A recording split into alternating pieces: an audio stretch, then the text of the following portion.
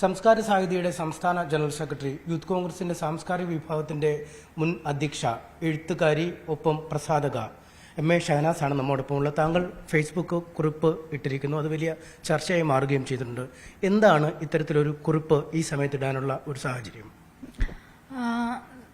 രണ്ട് മൂന്ന് വിഷയങ്ങളാണ് അതിൽ ഞാൻ പ്രതികരിക്കാൻ എനിക്ക് തീരുമാനമുണ്ടായത്. ഒന്ന്, പരാതി പറഞ്ഞു വരുന്ന ഇരകളായിട്ടുള്ള സ്ത്രീകളെ അങ്ങേയറ്റം അപമാനിച്ചുകൊണ്ട് സോഷ്യൽ മീഡിയയിലടക്കം മുന്നോട്ട് പോകുന്ന ഒരു പ്രവണത, മുന്നോട്ട് പരാതിയുമായിട്ട് വരാനുള്ള സ്ത്രീകളുടെ ഒരു ആത്മധൈര്യത്തെ കെടുത്തുന്നതായിട്ട് എനിക്ക് തോന്നി. രണ്ട്, 23 വയസ്സുള്ള ഒരു പെൺകുട്ടിയാണ് ഇന്നലെ പരാതി നൽകിയിട്ടുള്ളത്. ബലാത്സംഗം ചെയ്തുവെന്നും എനിക്ക് നിന്നിലൊരു കുഞ്ഞുണ്ടാവണമെന്നും നിരന്തരം എല്ലാ സ്ത്രീകളോടും അദ്ദേഹം പറഞ്ഞുകൊണ്ട് ബലാത്സംഗത്തിന് ഇരയാക്കുന്ന ഒരു രീതി, അത് 23 വയസ്സെന്നൊക്കെ പറയുമ്പം ചെറിയ പ്രായമാണ്. യൂത്ത് കോൺഗ്രസിൻ്റെയൊക്കെ പ്രസിഡന്റ് ആയിരിക്കുന്ന അദ്ദേഹം യൂത്ത് കോൺഗ്രസിനകത്ത് തന്നെയുള്ള സ്ത്രീകൾക്ക് ഇത് എത്രത്തോളം ബാധിച്ചിട്ടുണ്ടാവും, എത്രത്തോളം പെൺകുട്ടികൾ ഇതിനെ മിണ്ടാതിരിക്കുന്നുണ്ടാവും എന്ന് ആലോചിച്ചത് കൊണ്ട് തന്നെയാണ്. മാത്രമല്ല, ഇന്ന് മാധ്യമങ്ങൾക്ക് മുന്നിൽ ശ്രീ ഷാഫി പറമ്പിൽ MP സംസാരിക്കുന്നത് കേട്ടപ്പോൾ അദ്ദേഹത്തിനോട് മാധ്യമങ്ങൾ ചോദിക്കുന്നുണ്ടായിരുന്നു, ശ്രീ രാഹുൽ മാങ്കൂട്ടത്തെക്കുറിച്ച് നിങ്ങൾക്കൊന്നും അറിയില്ലായിരുന്നു എന്ന് ചോദിക്കുമ്പോൾ അദ്ദേഹം അതിന് എന്താ പറയുക, ഒരു രീതിയിൽ ഒരു മറുപടി നൽകാതെ ഒരു പുച്ഛം കൊടുക്കുമ്പോൾ അതിന് ഉത്തരം പറയേണ്ട ഒരു ഉത്തരവാദിത്തം കൂടി എനിക്കുണ്ടെന്ന് തോന്നി. കാരണം ഞാൻ അദ്ദേഹത്തിന് മുന്നറിയിപ്പ് എന്നല്ല, എൻ്റെ അനുഭവം, അതുപോലെ തന്നെ യൂത്ത് കോൺഗ്രസിൻ്റെ ഭാരവാഹികളായിട്ടുള്ള മറ്റ് സ്ത്രീകളുടെ അനുഭവം, മഹിളാ കോൺഗ്രസിൻ്റെ ഭാരവാഹികളായിട്ടുള്ള മറ്റ് സ്ത്രീകളുടെ അനുഭവം ഒക്കെ അറിയാവുന്നതുകൊണ്ട് ഞാൻ അദ്ദേഹത്തിനോട് പറഞ്ഞിരുന്നു, യൂത്ത് കോൺഗ്രസ് എന്ന് പറയുന്ന പ്രസ്ഥാനത്തിൻ്റെ പ്രസിഡന്റായിട്ട് ഇദ്ദേഹത്തെ നിങ്ങൾ വെക്കരുത്.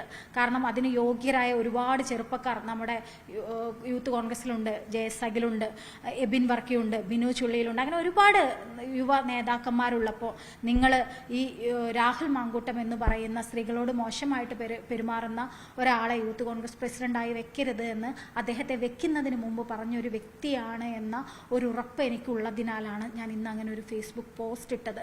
ഷാഫി പറമ്പിൽ MPക്ക് അറിയില്ല എന്ന് പറഞ്ഞാൽ അതിനെ സപ്പോർട്ട് ചെയ്ത് മിണ്ടാതിരിക്കാൻ എനിക്ക് സാധിക്കില്ല. കാരണം ഞാനൊരു സ്ത്രീയാണ്, ഞാനൊരു എഴുത്തുകാരിയാണ്, ഞാനൊരു സ്ത്രീ പബ്ലിഷറാണ്, അതിനേക്കാളപ്പുറം സ്ത്രീപക്ഷം എഴുതുന്ന ഒരാളാണ്, സ്ത്രീകൾക്ക് വേണ്ടി എപ്പോഴും കൂടെ നിൽക്കണമെന്ന് ആഗ്രഹിക്കുന്ന ഒരാളാണ്. അതിനപ്പുറം ഞാനൊരു ഇരയാണ്, അതിജീവിത കൂടിയാണ്. ഈ രാഹുലിനെ ഏത് സാഹചര്യത്തിലാണ് താങ്കൾക്കറിയാവുന്നത്? കാരണം ഈ സമീപകാലത്ത് വളരെ പെട്ടെന്ന് വളർന്നു വന്ന ഒരു നേതാവാണ്. യുവ തുർക്കിയൊക്കെ എന്നാണ് പറയുന്നത്. സോഷ്യൽ മീഡിയ സ്വന്തമായ ഒരു ചാവേർ സംഘം പോലും അദ്ദേഹത്തിനുണ്ട്. എന്നാണ് രാഹുലിനെ താങ്കൾക്ക് ആദ്യമായി മനസ്സിലാക്കി തുടങ്ങിയത്, അല്ലെങ്കിൽ പരിചയപ്പെട്ടു തുടങ്ങിയത്? രാഹുൽ മാങ്കൂട്ടം എന്ന് പറയുന്ന വ്യക്തിയെ എനിക്ക് അറിയുന്നത്, ഞാൻ യൂത്ത് കോൺഗ്രസിൻ്റെ സ്റ്റേറ്റ് ലിറ്ററേച്ചർ ചെയർപേഴ്സൺ ആയിരുന്നു. ശ്രീ ഷാഫി പറമ്പിൽ MP, ഇപ്പോഴത്തെ MP, അന്ന് MLA ആയിരുന്ന അദ്ദേഹം യൂത്ത് കോൺഗ്രസിൻ്റെ പ്രസിഡന്റ് ആകുമ്പോൾ ഇദ്ദേഹം യൂത്ത് കോൺഗ്രസിൻ്റെ സ്റ്റേറ്റ് സെക്രട്ടറി എങ്ങാണ്ടാണ്. പക്ഷേ അതിനു മുമ്പ് അദ്ദേഹം എൻ്റെ സോഷ്യൽ മീഡിയയിൽ എൻ്റെ ഫ്രണ്ടായിരുന്നു എന്നും നിരന്തരം എനിക്ക് മെസ്സേജ് അയച്ചിരുന്നു എന്നും ഞാൻ അതിന് ശേഷമാണ് മനസ്സിലാക്കുന്നത്. അദ്ദേഹം തന്നെയാണ് പറയുന്നത്, ഞാൻ നിരന്തരം മെസ്സേജ് അയച്ചിട്ട് ഷഹനാസ് ഇതുവരെ എന്നെ മൈൻഡ് ചെയ്തിട്ടില്ലല്ലോ എന്ന് അദ്ദേഹം തന്നെ എന്നോട് അന്നും പറഞ്ഞിട്ടുണ്ട്. അപ്പോൾ എനിക്കറിയില്ലായിരുന്നു, അങ്ങനെ ഒരു വ്യക്തി എനിക്കറിയില്ലായിരുന്നു. പക്ഷെ പിന്നീട് യൂത്ത് കോൺഗ്രസിൻ്റെ ഭാഗമായിട്ട് അതിൻ്റെ യൂത്ത് കോൺഗ്രസിൻ്റെ സ്റ്റേറ്റ് ലിറ്ററേച്ചർ ചെയർപേഴ്സൺ ആകുമ്പോഴാണ് ഞാൻ ഇതിൻ്റെ ഒരു സെക്രട്ടറി ആണ് എന്നറിയുന്നത്. അപ്പം ഞാൻ ആണോ എന്ന് പറഞ്ഞ് ഞാൻ പരിശോധിക്കുമ്പോൾ അദ്ദേഹം എനിക്ക് ഒരുപാട് മെസ്സേജുകൾ അയച്ചിട്ടുണ്ട്. അപ്പോൾ അതിനുശേഷമാണ് ഞാൻ അദ്ദേഹത്തിന് മറുപടി നൽകുന്നത്. എനിക്ക് പേഴ്സണലി അറിഞ്ഞു തുടങ്ങിയതിന് ശേഷമാണ് ഞാൻ അദ്ദേഹത്തിന് മറുപടി നൽകുന്നത്. അപ്പോൾ അങ്ങനെയാണ് എനിക്ക് അദ്ദേഹത്തെ അറിയുന്നത്. പിന്നീട് എങ്ങനെയാണ് ഈ ഷാഫി പറമ്പിലിനൊക്കെ ഒരു മുന്നറിയിപ്പ് നൽകുന്ന തരത്തിലേക്ക് ഒരു മനസ്സിലാക്കൽ എങ്ങനെ വന്നു? എന്തൊക്കെ സാഹചര്യങ്ങളാണ് അത്തരം ഒരു മുന്നറിയിപ്പ് നൽകാൻ താങ്കളെ പ്രേരിപ്പിച്ചത്? എനിക്ക് വ്യക്തിപരമായ ഒരു അനുഭവം ഉണ്ടായിട്ടുണ്ട്. കാരണം ഞാനൊരു വിവാഹിതയാണ് എന്നും ഒരു പെൺകുട്ടിയുടെ അമ്മയാണ് എന്നും അറിയുന്നവരാണ് എല്ലാവരും. അപ്പോൾ ഞാൻ എൻ്റെ കൂടെ പ്രവർത്തിച്ചിരുന്ന യൂത്ത് കോൺഗ്രസിൻ്റെ സ്റ്റേറ്റ് സെക്രട്ടറി ആയ ഡോക്ടർ റിജി റഷീദുമായിട്ട് ഞങ്ങൾ രണ്ടുപേരും, ഞാനും അവളും, കർഷക സമരത്തിൽ പങ്കെടുത്ത് തിരിച്ചു വന്നപ്പോൾ എന്നോട് എനിക്ക് മെസ്സേജ് അയച്ചിട്ട് ചോദിച്ചു, ഞങ്ങളോട് പറഞ്ഞില്ലല്ലോ നിങ്ങൾ കർഷക സമരത്തിൽ പങ്കെടുത്തത് എന്ന് ചോദിച്ചു. അപ്പം ഞാൻ പറഞ്ഞു, കർഷക സമരം എന്ന് പറയുന്നത് ചമ്പാരൻ സമരത്തിനൊക്കെ ശേഷമുള്ള ഇപ്പോഴത്തെ കർഷകരുടെ ഒരു പ്രതിഷേധം, അത് അനുഭവിച്ചറിയുക എന്നുള്ളത് കൊണ്ട് തന്നെയാണ് ഞങ്ങൾ അതിൽ പങ്കെടുത്തത്. അപ്പോൾ നമുക്ക് പോവണ്ടേ എന്ന് ചോദിച്ചു. തീർച്ചയായിട്ടും ഞാൻ വിചാരിക്കുന്നത് യൂത്ത് കോൺഗ്രസിൻ്റെ മുഴുവൻ ആളുകൾ പോവണ്ടേ എന്നാണ് അവൻ ചോദിക്കുന്നത്. ഞാൻ പറഞ്ഞു, നമുക്ക് യൂത്ത് കോൺഗ്രസിൻ്റെ മുഴുവൻ ആളുകൾക്ക് പോകാമെന്ന് പറഞ്ഞപ്പോൾ അങ്ങനെയല്ല, നമുക്ക് രണ്ടാൾക്കും പോവണ്ടേ എന്ന് ചോദിച്ചു. അതിന് ഉത്തരം ഉത്തരം ഞാൻ അന്ന് തന്നെ നൽകുകയും ആ സംസാരം അവിടെ നിർത്തുകയും ഞാൻ ചെയ്തിട്ടുണ്ട്. ആ ഒരു വ്യക്തിപരമായ അനുഭവം എനിക്കുണ്ട്. അതിനപ്പുറം യൂത്ത് കോൺഗ്രസിൻ്റെ തന്നെ പ്രവർത്തകരായ പലരും എന്നോട് പങ്കുവച്ചിട്ടുണ്ട് സമാന അനുഭവങ്ങൾ. മഹിളാ കോൺഗ്രസിൻ്റെ ഭാഗമായിട്ടുള്ള ആളുകൾ പങ്കുവച്ചിട്ടുണ്ട്. ഈ ഒരു അനുഭവ സമ്പത്ത് വെച്ചിട്ടാണ് ഞാൻ ശ്രീ ഷാഫി പറമ്പിൽ MLA-യോട് അന്ന് അദ്ദേഹത്തെ യൂത്ത് കോൺഗ്രസിൻ്റെ പ്രസിഡന്റ് ആക്കാൻ ഉള്ള തയ്യാറെടുപ്പിൽ ശ്രീ ഷാഫി പറമ്പിൽ MLA ആണ് ഏറ്റവും മുന്നിട്ട് നിൽക്കുന്നത് എന്നറിഞ്ഞപ്പോൾ അദ്ദേഹത്തിനോട് ഞാനത് പറഞ്ഞത്. പക്ഷേ എനിക്കതിന് എന്താ പറയുക, ഏതെങ്കിലും രീതിയിലുള്ള ഒരു പരിഗണന ഞാൻ പറഞ്ഞതിന് എനിക്ക് കിട്ടിയിട്ടില്ല.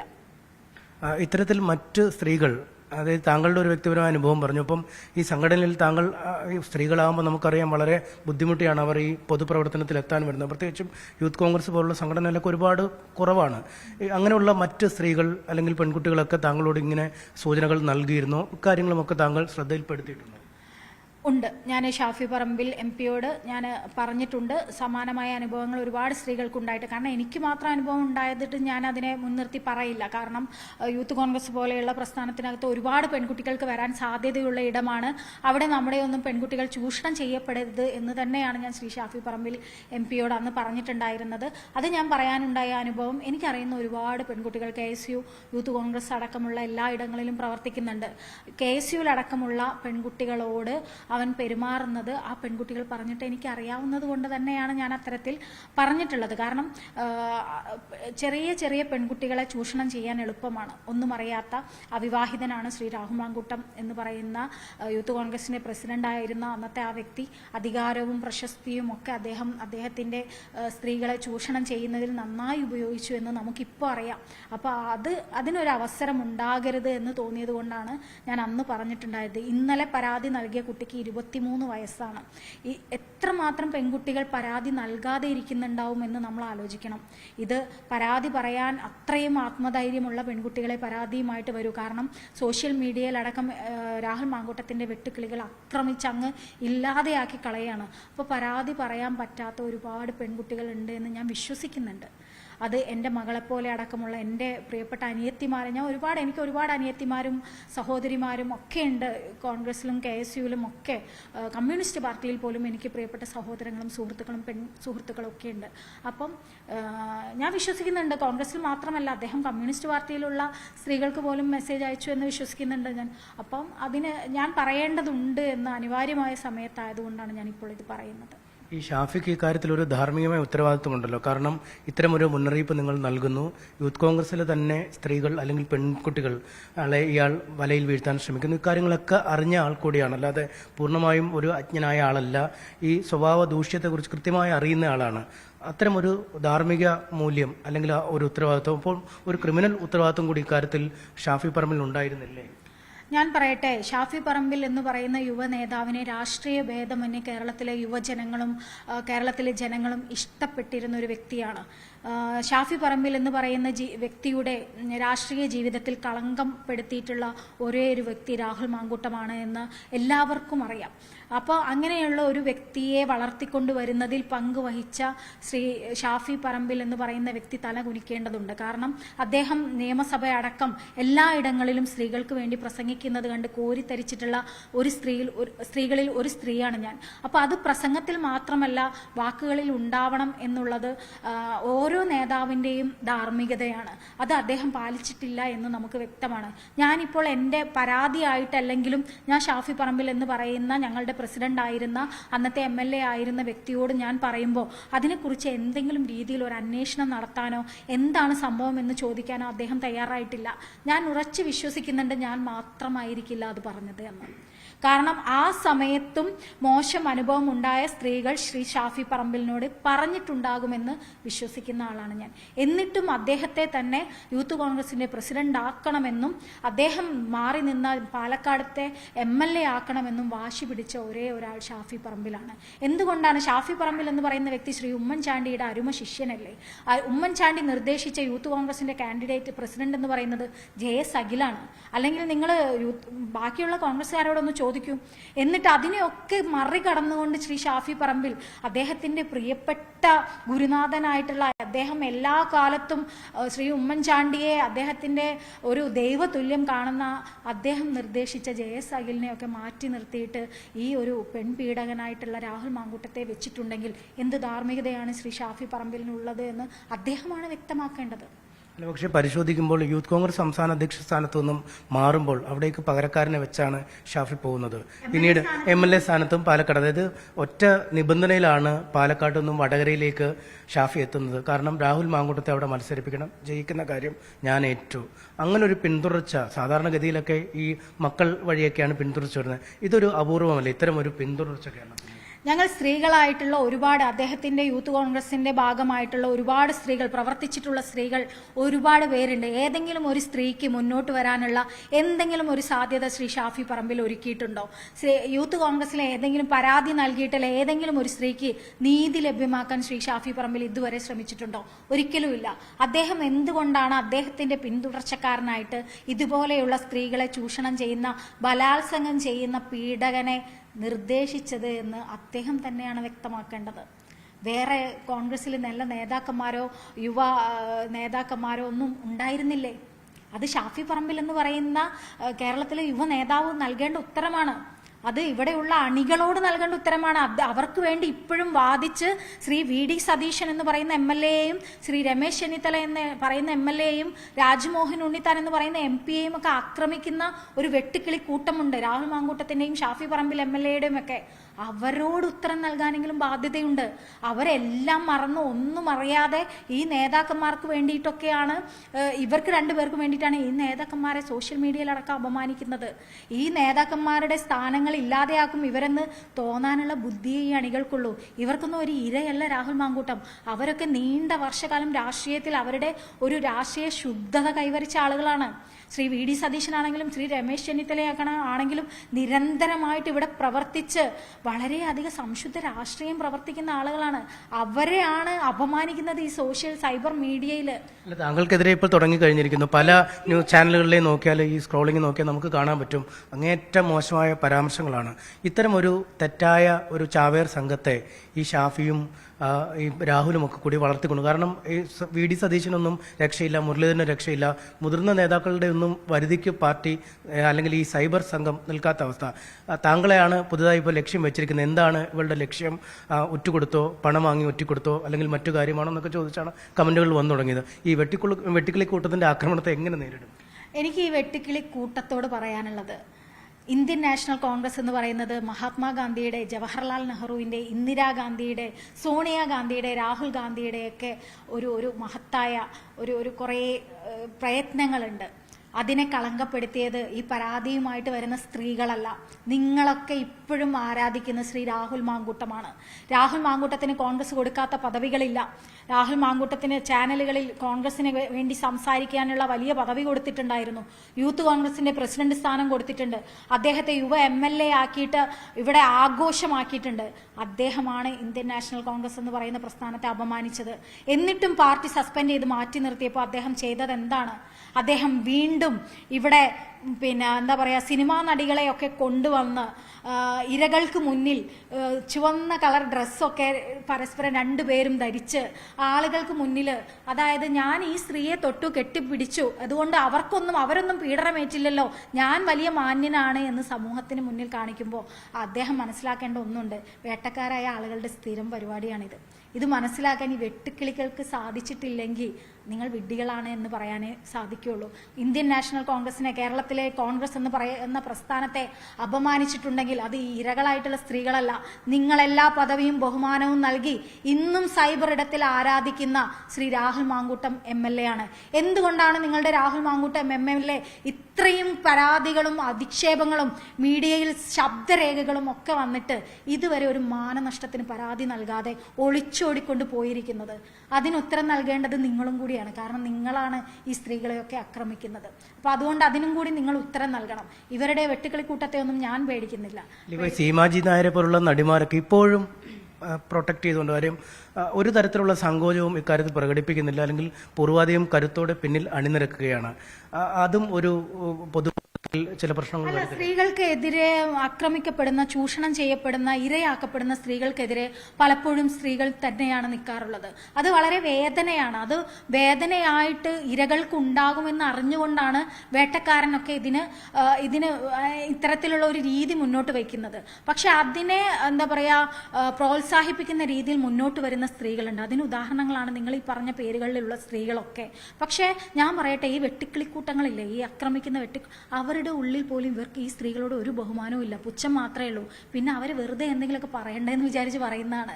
അപ്പം ഞാൻ അർഹിക്കുന്ന പുച്ഛം മാത്രമേ ഇത്തരത്തിലുള്ള സ്ത്രീകൾക്ക് കൊടുക്കുന്നുള്ളൂ. ഇപ്പോൾ രാഹുൽ മാങ്കൂട്ടത്തിന് ഒളിച്ചോടി രക്ഷപ്പെടാൻ പോലും സഹായിച്ചത് ഏതോ ഒരു സിനിമാ താരത്തിൻ്റെ വണ്ടിയാണ് എന്നൊക്കെ കേൾക്കുമ്പോൾ ആ സ്ത്രീയോടൊക്കെ പരമ പുച്ഛം മാത്രമേ ഉള്ളൂ. കാരണം ഒരു സ്ത്രീയെ ഏറ്റവും മോശം അവസ്ഥയിലാക്കിയ ഒരു മനുഷ്യനെ കൂടെ നിന്ന് പ്രോത്സാഹിപ്പിക്കുക എന്ന് പറയുന്നത് അയാൾ ചെയ്ത അതേ ക്രൂരതയ്ക്ക് തുല്യമാണ് എന്ന് വിശ്വസിക്കുന്നുണ്ട് ഞാൻ.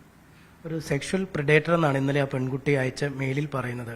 അപ്പം അമ്മയുടെ പ്രായമുള്ള ആളുകളോട് പോലും ഇത്തരത്തിൽ പെരുമാറ്റം ഉണ്ടായെന്ന് അങ്ങനെയൊക്കെയല്ല താങ്കൾക്ക് പറയാവുന്നത്? ഞാനും അങ്ങനെ തന്നെയാണ് അറിയാവുന്നത്. നിങ്ങൾ മാധ്യമ പ്രവർത്തകരല്ലേ, നിങ്ങളുടെ മാധ്യമ പ്രവർത്തനത്തിൽ ഏർപ്പെടുന്ന സ്ത്രീകളോട് കമന്റ് അടിക്കാനോ അല്ലെങ്കിൽ അവരെ ചൂഷണം ചെയ്യാനോ അവരെ ഒന്ന് മിസ്യൂസ് ചെയ്യാനോ മുന്നോട്ട് വരാൻ പറ്റുന്ന ധൈര്യം എന്ന് പറയുന്നത് ഒരു യുവ രാഷ്ട്രീയ നേതാക്കന്മാരെ സംബന്ധിച്ച് അത് അസാമാന്യ ധൈര്യമായിരിക്കും. ആ ധൈര്യം അങ്ങേ അറ്റമുള്ള ആളാണ് എന്ന് ശ്രീ രാഹുൽ മാങ്കൂട്ടൻ തെളിയിച്ചില്ലേ? നിങ്ങളുടെ മാധ്യമ പ്രവർത്തകരായ എത്ര സ്ത്രീകളെ അദ്ദേഹം ചൂഷണം ചെയ്തു ഇല്ലേ? അപ്പോൾ അത് എന്താ പറയുക, അതിനുള്ള ധൈര്യം പോലും അദ്ദേഹത്തിനുണ്ട്. അപ്പോൾ അത്രയും ക്രിമിനൽ അദ്ദേഹത്തിൻ്റെ അധികാരം ഉപയോഗിച്ച് അദ്ദേഹം പറയുന്നുണ്ട്, ഒരു വോയിസിൽ അദ്ദേഹം പറയുന്നുണ്ട്, നിന്നെയൊക്കെ കൊല്ലാൻ എനിക്ക് എത്ര സമയം വേണം എന്ന് പറയുന്നുണ്ട്. അത് പറയിപ്പിക്കുന്ന അദ്ദേഹത്തിൻ്റെ അധികാരമാണ്. ആ അധികാരം കൊടുക്കാൻ കൂട്ടുനിന്ന നേതാക്കന്മാരാണ് ഇതിനൊക്കെ ഉത്തരവാദികൾ. അപ്പോൾ ഒരു പെൺകുട്ടിയോട് പറയാണ്, നിന്നെ കൊല്ലണമെങ്കിൽ എനിക്ക് എത്ര സമയം വേണം, അത് അദ്ദേഹത്തെ കൂടി പറയുന്നത് അദ്ദേഹത്തിൻ്റെ MLA സ്ഥാനമാണ്. അത് ആ ശബ്ദം തൻ്റേതാണ് എന്ന് അദ്ദേഹം അംഗീകരിച്ചല്ലോ. അദ്ദേഹം മുൻകൂർ ജാമ്യത്തിന് കൊടുത്തതിൽ അദ്ദേഹം എല്ലാ കാര്യങ്ങളും അംഗീകരിക്കുന്നുണ്ട്. എന്നിട്ടും അദ്ദേഹം പറയാണ് അത് എൻ്റെ ഗർഭമല്ല, അവളുടെ ഭർത്താവിൻ്റെ ഗർഭമാണ് എന്ന് പറയുന്നു. അത് വേറൊരാളുടെ ഗർഭം കളയാൻ പോലും മരുന്ന് കൊടുക്കുന്ന ഒരു വലിയ മഹാമനസ്കനാണ് ശ്രീ രാഹുൽ മാങ്കൂട്ടം എന്നുള്ളത് വലിയ ഒരു അറിവാണ് എന്നുള്ളത് സത്യത്തിൽ. മറ്റൊരു കാര്യം കൂടി ഞാൻ പറയാൻ ആഗ്രഹിക്കുന്നത്, അദ്ദേഹത്തിന് ഒരുപാട് ബിസിനസ്സുകളുണ്ട്. അതിലൊരു ബിസിനസ്സാണ് മെഡിക്കൽ ഫീൽഡ് എന്ന് പറയുന്നത്. ഫാർമസിയൊക്കെ അദ്ദേഹത്തിന് ഉണ്ട് എന്നാണ് എൻ്റെ അറിവ്. അത് നിങ്ങളൊക്കെ പരിശോധിക്കേണ്ട കാര്യമാണ്. അപ്പോൾ ഒരു ഗർഭനിരോധന അല്ലെങ്കിൽ ഗർഭം അലസിപ്പിക്കാനുള്ള ഗുളികയൊക്കെ അദ്ദേഹത്തിന് എങ്ങനെ ഒരു മെഡിക്കൽ ഡിസ്ക്രിപ്ഷൻ ഇല്ലാതെ കിട്ടി എന്ന് പറയുമ്പോൾ അത് അദ്ദേഹത്തിൻ്റെ ലൈസൻസ് ഉപയോഗിച്ച് അല്ലെങ്കിൽ അദ്ദേഹം ഒരു പാർട്ട്ണറായിട്ടുള്ള അല്ലെങ്കിൽ അദ്ദേഹം ഭാഗമായിട്ടുള്ള ഒരു മെഡിക്കൽ സംവിധാനം ഉപയോഗിച്ച് കിട്ടി എന്ന് പറയുമ്പോൾ അദ്ദേഹം എന്തെല്ലാം ദുരുപയോഗം ചെയ്യുന്നുണ്ട് എന്ന് നമ്മൾ മനസ്സിലാക്കണം. അദ്ദേഹത്തിൻ്റെ ബിസിനസ്സിൽ അങ്ങനെ ഒരു മെഡിക്കൽ ഫീൽഡ് ഉണ്ടെങ്കിൽ അത് അന്വേഷിക്കേണ്ടതും അത് റദ്ദാക്കേണ്ടതും ഏറ്റവും അനിവാര്യമായ കാര്യമാണ്. കാരണം ഇന്ന് ആ അതിജീവിതയെ പരിശോധിച്ച ഡോക്ടർമാർ പറയുന്നുണ്ട്, അവർ പീഡനത്തിന് ഇരയായിട്ടുണ്ട്, അവർ കഴിച്ച മെഡിസിൻ ഡോക്ടറുടെ കുറിപ്പടി ഇല്ലാതെ കഴിച്ച മെഡിസിൻ കൊണ്ട് അവർ ആരോഗ്യപരമായിട്ട് അങ്ങേയറ്റം ബുദ്ധിമുട്ടിലാണ് എന്ന് പറയുന്നുണ്ട്. ഒരു വ്യക്തിയെ കൊല്ലാനുള്ള സാധനമാണ് അദ്ദേഹം കൊടുത്തിരിക്കുന്നത്. അങ്ങനെ ഏതെങ്കിലും ഒരു മെഡിക്കൽ വിഭാഗത്തിൽ അദ്ദേഹം ഒരു പാകമാണെങ്കിൽ അതുപോലും റദ്ദാക്കിക്കൊണ്ട് അദ്ദേഹത്തെ ഇവിടുന്ന് പുറത്തിറക്കി വിടണം എന്ന് തന്നെയാണ് പറയാനുള്ളത്. ഈ ഷാഫി ഒരു സ്ട്രാറ്റജിക് സൈലൻസും പിന്നീട് അതിനനുസരിച്ചുള്ള ഒരു പ്രതികരണമാവും ഉണ്ടാവുക. താങ്കൾ ഇത്രയും കാര്യങ്ങൾ പറഞ്ഞിരിക്കുന്നു, പക്ഷേ ഇതിനൊക്കെ ഒരു പ്രതികരണം അദ്ദേഹം തരുമെന്നോ അല്ലെങ്കിൽ ഈ നേരത്തെ താങ്കൾ ഇട്ട മെസ്സേജിന് മറുപടി പറഞ്ഞിരുന്നില്ല, പിന്നീടാണ് സാഡ് ഇമോജി ഇട്ടത്. അദ്ദേഹം അത് സമ്മതിക്കും അല്ലെങ്കിൽ അതിലൊരു കൃത്യമായ മറുപടി താങ്കൾക്ക് നൽകുമെന്ന് കരുതുന്നുണ്ടോ? എനിക്ക് കൃത്യമായ മറുപടി നൽകണ്ട, പക്ഷെ നിങ്ങൾക്ക് അദ്ദേഹത്തിനോട് ചോദിക്കാം. ഷഹനാസ് എന്ന് പറയുന്ന വ്യക്തി ഇങ്ങനെ എഴുതിയിട്ടിട്ടുണ്ട്, ഞങ്ങൾ സംസാരിച്ചിട്ടുണ്ട്, അത് നിങ്ങൾ തള്ളിക്കളയുന്നുണ്ടോ എന്ന് നിങ്ങൾക്ക് ചോദിക്കാം. അദ്ദേഹം തള്ളിക്കളയുന്നുണ്ടെങ്കിൽ അതിനുള്ള ഉത്തരം തരാൻ ഞാൻ തയ്യാറാണ്, അതിനുള്ള തെളിവുകൾ തരാൻ ഞാൻ തയ്യാറാണ്. നിങ്ങൾ അദ്ദേഹത്തിനോട് ചോദിക്കാം. താങ്കൾ എത്ര വർഷമായി ഈ കോൺഗ്രസിന്റെ ഒരു പാരമ്പര്യമായിട്ട് ഇപ്പൊ ഇവിടെ ഉണ്ട്? കോൺഗ്രസ് എന്ന് പറയുന്ന പ്രസ്ഥാനത്തിന്റെ ഭാഗമായിട്ട് വളരെ ആക്റ്റീവായിട്ട് പ്രവർത്തിക്കാൻ തുടങ്ങിയിട്ട് ഒരു 7-8 വർഷമാണ് ആയിട്ടുള്ളത്. അതിനു മുമ്പ് കോൺഗ്രസ് എന്ന് പറയുന്ന രാഷ്ട്രീയം ഉള്ളിലുണ്ടായിരുന്ന വ്യക്തിയാണ്. ഇപ്പോഴും കോൺഗ്രസ് എന്ന് പറയുന്ന ഇന്നും ഞാൻ ബേപ്പൂര് തൊട്ട് ബേപ്പൂരിൽ മുരളി ബേപ്പൂർ എന്ന് പറയുന്ന വ്യക്തിക്കും ശ്രീജ സുരേഷ് എന്ന് പറയുന്ന വ്യക്തിക്കും അൻവറ തെക്കോത്ത് എന്ന് പറയുന്ന സ്ഥാനാർത്ഥിക്കും വേണ്ടി എല്ലാ വീടുകളിലും 100-150 വീടുകളിൽ വോട്ട് ചോദിച്ചിട്ട് വരുന്ന വ്യക്തിയാണ് ഞാൻ. ഒരു സ്ഥലത്ത് പോലും എനിക്ക് രാഹുൽ മാങ്കൂട്ടത്തെക്കുറിച്ച് പരാമർശിക്കേണ്ട ഗതികേടുണ്ടായിട്ടില്ല. അതാണ് രാഷ്ട്രീയ വിഷയം എന്ന് കരുതുന്ന അണികളോടാണ് എനിക്കത് പറയാനുള്ളത്. അദ്ദേഹം ഒരു രാഷ്ട്രീയ വിഷയമേ അല്ല. അദ്ദേഹം വെറും പീഡകന്റെയും ചൂഷണം ചെയ്യുന്നവന്റെയും ഒരു റോള് വഹിക്കുന്ന ഒരു നരാധമൻ മാത്രമാണ്. അതിനെ നിങ്ങൾ മാത്രം താങ്ങിയാൽ മതി. കോൺഗ്രസ് അത് താങ്ങണ്ടയോ അല്ലെങ്കിൽ ജനങ്ങളോട് ഉത്തരം പറയേണ്ടയോ ആവശ്യമില്ല. നിലമ്പൂരും ഉണ്ടായിരുന്നു താങ്കൾ ഉപതെരഞ്ഞെടുപ്പിന് പ്രചാരണത്തിന്, അവിടെ വെച്ച് നമ്മൾ കണ്ടിട്ടുമുണ്ട്. അന്ന് ആ നിലമ്പൂർ സമയത്താണ് ഈ സംഭവങ്ങളൊക്കെ നടക്കുന്നത് ഇല്ലേ? അന്ന് അദ്ദേഹം വളരെ സജീവമായിട്ട് ആ തെരഞ്ഞെടുപ്പ് പ്രചാരണ രംഗത്ത് നിലമ്പൂരിൽ ഉണ്ടായിരുന്ന ആളാണ്, രാഹുൽ മാങ്കൂട്ടത്തിലും ഷാഫിയും ഒക്കെ. ഞാൻ രാഹുൽ മാങ്കൂട്ടത്തിനെ അവിടെ വെച്ചിട്ടൊന്നും ഞാൻ കണ്ടിട്ടില്ല. പക്ഷെ ഞാൻ നിലമ്പൂരുണ്ട് എന്നും ഞാൻ അവിടെ ആക്റ്റീവായിട്ടുണ്ട് എന്നും അറിഞ്ഞപ്പോൾ അദ്ദേഹം എനിക്ക് മെസ്സേജ് അയച്ചിരുന്നു. നിലമ്പൂരുണ്ടോ താങ്കൾ എന്ന് ചോദിച്ചിട്ട് മെസ്സേജ് അയച്ചിരുന്നു. ഞാൻ ഉണ്ട് എന്ന് പറഞ്ഞു. നമുക്കൊന്ന് കാണണ്ടേന്ന് ചോദിച്ചു. അപ്പം ഞാൻ ചോദിച്ചു, നിങ്ങൾ എവിടെയാണ് ഉള്ളത്, എവിടെയാണ് ഇപ്പം പ്രവർത്തിക്കുന്നത് എന്ന് ചോദിച്ചപ്പോൾ അതിന് ഉത്തരമൊന്നും നൽകിയില്ല. പക്ഷെ ഞാൻ കഴിഞ്ഞ ദിവസം ഒരു ന്യൂസ് കണ്ടപ്പോൾ നിലമ്പൂരിലെ ഇലക്ഷനോടനുബന്ധിച്ചാണ് ആ അതിജീവിതയ്ക്ക് മരുന്ന് കൊടുക്കുന്നതും അവരെ എന്താ പറയുക പീഡിപ്പിക്കാൻ അദ്ദേഹം തയ്യാറാകുന്നതും ഗർഭമലസിപ്പിക്കാൻ. അപ്പോൾ ആ മാനസികാവസ്ഥയിൽ പോലും അദ്ദേഹം അടുത്ത ആളെ ട്യൂൺ ചെയ്തുകൊണ്ടിരിക്കുകയാണ്. അപ്പോൾ എന്നെ മാത്രമായിരിക്കില്ല, അവിടെ പ്രവർത്തിച്ചിരുന്ന ഒരുപാട് സ്ത്രീകളോട് അദ്ദേഹം അത്തരത്തിൽ മെസ്സേജ് അയച്ചിട്ടുണ്ടാവും. നമുക്കറിയാം ഇത് എന്തിനാണെന്ന്. മെസ്സേജ് ഒരുപാട് അനുഭവ സമ്പത്തുള്ള ആളുകളാണ് നമ്മളൊക്കെ. വീട്ടിന് ഉള്ളിൽ അടുക്കളയിൽ ഇരിക്കുന്ന ആളുകളൊന്നുമല്ല, സമൂഹത്തിൽ പ്രവർത്തിക്കുന്ന ആളുകളാണ്. നമുക്കൊരാൾ മെസ്സേജ് അയച്ചാൽ ഏത് രീതിയിൽ ഉൾക്കൊള്ളാൻ എനിക്കറിയാം, എന്നെ പോലെയുള്ള ഒരുപാട് സ്ത്രീകൾക്കറിയാം. അതറിയാത്ത പെൺകുട്ടികളെ എത്ര ആൾക്കാരെ അയാൾ അവിടെ വെച്ച് ചൂഷണം ചെയ്തിട്ടുണ്ടാവും. എന്നാലും ഞാൻ ആലോചിക്കുന്ന ഇത്രയുമൊക്കെ മാനസികമായി സംഘർഷം അനുഭവിക്കേണ്ട ഒരു അവസ്ഥയിലൂടെ കടന്നു പോകുമ്പോൾ പോലും അടുത്ത ആളോട് നമുക്ക് കാണണ്ടേ എന്ന് ചോദിക്കുന്ന അത്രയും ഒരു ക്രിമിനൽ മെന്റാലിറ്റി ഉള്ള ഒരാളാണ് ശ്രീ രാഹുൽ മാങ്കൂട്ടം. ഈ നടപടികൾ പ്രതീക്ഷിക്കുന്നുണ്ടോ? കാരണം വലിയ വർക്കിംഗ് പ്രസിഡന്റാണ് രാഹുൽ ഷാഫി പറമ്പിൽ. ഇപ്പോൾ ഒരുപാട് കാര്യങ്ങൾ പറയുന്നു. അപ്പം ഈ കോൺഗ്രസ്സിൽ ഒരു സംസാര സാധ്യതയൊക്കെ ആയിട്ട് ഇനി അധികം നാൾ ഇരിക്കുമെന്ന് കരുതുന്നുണ്ടോ? ഇരുന്നില്ലെങ്കിലും എനിക്ക് കുഴപ്പമില്ല. എൻ്റെ പാർട്ടി നാളെ എന്നെ കോൺഗ്രസ് എന്ന് പറയുന്ന സംസ്കാര സാഹിത്യയുടെ ഭാരവാഹിത്വത്തിൽ നിന്ന് ഒഴിവാക്കുകയാണ് എന്നൊരു രീതിയിൽ പറഞ്ഞാലും എനിക്ക് പ്രശ്നമൊന്നുമില്ല. എനിക്ക് സംസാരിക്കാനും എനിക്ക് പ്രതികരിക്കാനും എനിക്ക് പ്രതിഷേധിക്കാനും ഒരിടം രാഷ്ട്രീയത്തിന് ഭേദമന്യേ ഞാനിവിടെ ഉണ്ടാക്കിയിട്ടുണ്ട്. അതുമായിട്ട് ഞാൻ എന്നും മുന്നോട്ട് പോകും എന്ന് ഉറച്ചു വിശ്വസിക്കുന്ന ഒരാളാണ് ഞാൻ. രാഷ്ട്രീയത്തിന് ഭേദം എനിക്ക് സ്ത്രീപക്ഷമാണ് ഏറ്റവും പ്രധാനമെന്ന് ഞാൻ എപ്പോഴും പറയാറുണ്ട്. അത് ഇപ്പോഴും ഞാൻ ഉറച്ച് പറയുകയും വിശ്വസിക്കുകയും ചെയ്യുന്നു. എന്തായാലും ഈ രാഷ്ട്രീയത്തിലെ സ്ഥാനങ്ങൾക്കപ്പുറം നിലപാടുകൾ ഉറക്കെ പറയേണ്ടതുണ്ട് എന്നതിനാണ് ഷഹനാസ് പറയുന്നത്. ഈ സാഹചര്യത്തിൽ തന്നെയാണ് ഇത് പറയേണ്ട സാഹചര്യം. കാരണം 23 വയസ്സ് മാത്രം പ്രായമുള്ള ഒരു പെൺകുട്ടിയാണ് രാഹുൽ മാങ്കൂട്ടത്തിൻ്റെ വൈകൃതങ്ങൾ തുറന്നു പറഞ്ഞ് പുറത്തേക്ക് എത്തിയത്. രാഹുൽ മാത്രമല്ല, രാഹുലിനെ സംരക്ഷിക്കുന്ന നേതാക്കളും ഈ കുറ്റകൃത്യത്തിൽ സമാനമായ രീതിയിൽ തന്നെ പങ്കാളികളായിരിക്കുന്നു. കൃത്യമായ ഒരു പുനർചിന്തനം ഇക്കാര്യങ്ങളിൽ വേണമെന്നും അവർ പറയുന്നു.